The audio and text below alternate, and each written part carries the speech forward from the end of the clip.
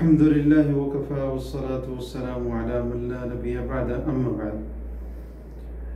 سیدنا عقبہ بن عامر الجہنی رضی اللہ عنہ، ان کی یہ روایت ہے حدیث کا آخری حصہ کہ رسول اللہ صلی اللہ علیہ وسلم نے ارشاد فرمایا کہ جس نے وضو کیا، اچھے طریقے سے وضو کیا اور اس کے بعد یہ پڑھا اشہد ان لا الہ الا اللہ وحدہ لا شریک لہ واشہد ان محمدا عبدہ ورسولہ، تو اس کے لیے جنت کے 8 دروازے کھول دیے جاتے ہیں، جس میں سے چاہے جنت میں داخل ہو جائے۔